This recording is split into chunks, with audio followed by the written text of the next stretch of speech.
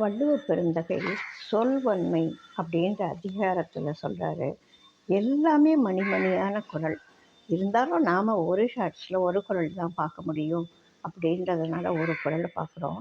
திறனறிந்து சொல்லுக சொல்லை அறனும் பொருளும் அதனினோங்கு இல். இப்போ ஒருத்தர் ஒரு சொல்கிறோன்னா நாம் என்ன சொல்கிறோன்னு தெரிஞ்சு சொன்னால் நிதானமாக தானே சொல்லுவோம். என்ன தெரிகிறோன்னு தெரியாமையே சொல்கிறதெல்லாம் கோவத்தில், ஒரு வேகத்தில் தான் தெரியாமல் சொல்ல முடியும். மற்ற நேரம் நிதானமாக இருக்கிற எல்லாரும் என்ன சொல்கிறோன்னு தெரிஞ்சு சொல்லுவோம். அப்போ தெரிஞ்சு சொல்கிறப்போ அதனால் வேறு எந்த தவறான விளைவும் ஏற்படாது. ஏன்னா கோபம் இல்லை, நிதானம் இருக்குது.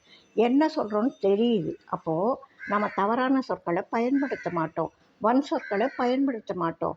இப்படி சொன்னால் எதிரிக்கு எவ்வளவு வருத்தம், எவ்வளவு துன்பம், எவ்வளவு சந்தோஷன்றது நமக்கு புரியும். நான் சொன்னால் இது இந்த விளைவை ஏற்படுத்தும் அப்படின்னு நல்லா தெரியும். அப்படி திறனறிஞ்சு சொல்கிற சொல் அறனும் பொருளும் அதனினோங்கு இல்லை. அதுதான் அறம் அப்படின்னு சொல்கிறாங்க. அதுதான் மிகப்பெரிய அறம். அதை விட மிகச்சிறந்த அறம் வேறு எதுவும் கிடையாது. சரியாக சொல்லு அப்படின்றாங்க. இப்போது சில பெரிய பெரிய கதைகள் எடுத்துப்போம்.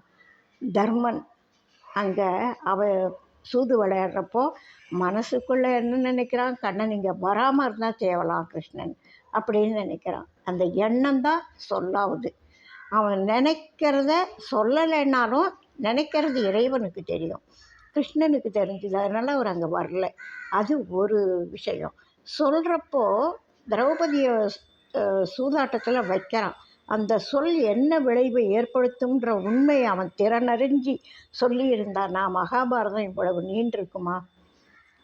அவனை இன்வைட் பண்ணுறானே துரியோதனன் பேச்சை கேட்டுட்டு திருதராஷ்டிரன், அவன் இந்த சொல்லோட விளைவு என்னன்னு அவனுக்கு தெரியும். தெரிஞ்சு அதை சொன்னான். சொல்லாமல் திறனறிஞ்சு அவன் சொல்லாமல் இருந்திருந்தால் இந்த மகாபாரதம் இவ்வளவு நீண்டிருக்குமா? விதுரனை இவ்வளவு திட்டுறப்போது அவன் சொல்லாமல் இருந்திருந்தால் இவ்வளவு நீண்டிருக்குமா? ஆனால் அதே துரியோதனன் கர்ணனும் துரியோதனுடைய மனைவியும் விளையாட்டில் எழுந்திருக்கிறப்போ இவன் பிடிச்சி இழுக்கிறான் கர்ணன்.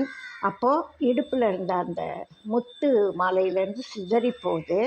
அதை எவ்வளவு நிதானமாக எடுக்கவோ கோர்க்கவோன்னு கேட்டான். அந்த திறனறிஞ்சு அவன் கேட்டதுனால நட்பு தொடருது, உறவுகள் கெட்டுப்போகுது திறனறிஞ்சு கேட்காததுனால. அப்போது அந்த இடத்துல அவனுக்கு கோபம் மிகுதியாக இருக்குது, வெறுப்பு